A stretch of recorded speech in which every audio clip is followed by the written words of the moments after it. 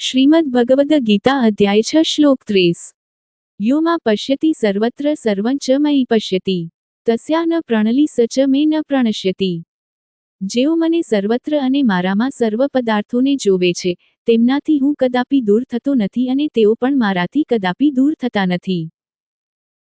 ભગવાનને ગુમાવવાનું તાત્પર્ય એ છે કે મન તેમનાથી વિમુખ થઈને ભટકવું અને તેમની સાથે રહેવું અર્થાત મનનું તેમનામાં જોડાણ કરવું।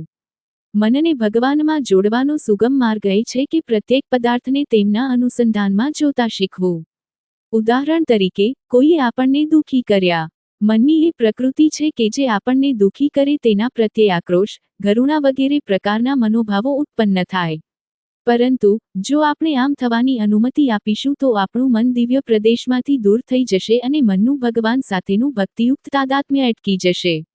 તેનાથી વિપરીત, જો આપણે જોઈ શકીશું કે પરમાત્મા તે વ્યક્તિની અંદર પણ સ્થિત છે તો આપણે વિચારીશું કે ભગવાન મારી આ વ્યક્તિ દ્વારા કસોટી કરી રહ્યા છે।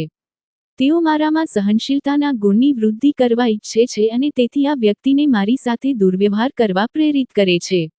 પરંતુ હું આ ઘટનાથી વિચલિત થઈશ નહીં।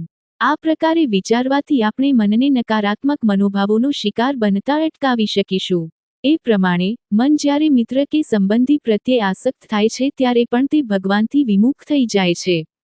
હવે જો આપણે મનને તે વ્યક્તિમાં ભગવાનનું દર્શન કરવા માટે પ્રશિક્ષિત કરીશું તો જ્યારે મન ભટકશે ત્યારે આપણે વિચારીશું, શ્રીકૃષ્ણ તે વ્યક્તિમાં સ્થિત છે અને તેથી મને આ આકર્ષણની અનુભૂતિ થાય છે। આ પ્રમાણે મન પરમાત્મા પ્રત્યેની તેની નિરંતર પરાયણતાને જાળવી શકશે। કેટલીકવાર મન ભૂતકાળના પ્રસંગો અંગે શોક કરે છે। આ કારણે પણ મન દિવ્ય પ્રદેશમાંથી દૂર થઈ જાય છે કારણ કે શોક મનને ભૂતકાળમાં ઘસડી જાય છે અને પરિણામે વર્તમાનમાં થતું હરિ અને ગુરુ અંગેનું ચિત્કાર અટકી જાય છે। જો આપણે તે પ્રસંગને ભગવાનના અનુસંધાનમાં જોઈશું તો વિચારીશું કે ભગવાન હેતુપૂર્વક મારા માટે કષ્ટદાયક અનુભવોની વ્યવસ્થા કરે છે કે જેથી મારામાં વિરક્તિનો વિકાસ થાય।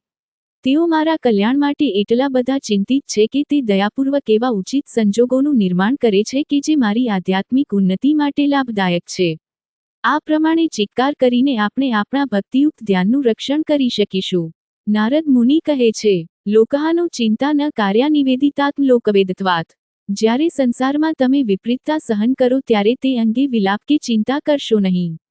તે ઘટનામાં ભગવાનની કૃપાનું દર્શન કરો।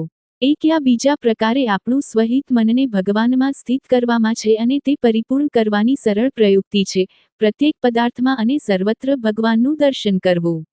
આ સાધન અવસ્થા છે જે ધીરે ધીરે સિદ્ધ અવસ્થા તરફ અગ્રેસર કરશે, જેનો ઉલ્લેખ આ શ્લોકમાં થયો છે, જેમાં આપણે ભગવાનથી કદાપી દૂર થતા નથી અને ભગવાન આપણાથી કદાપી દૂર થતા નથી।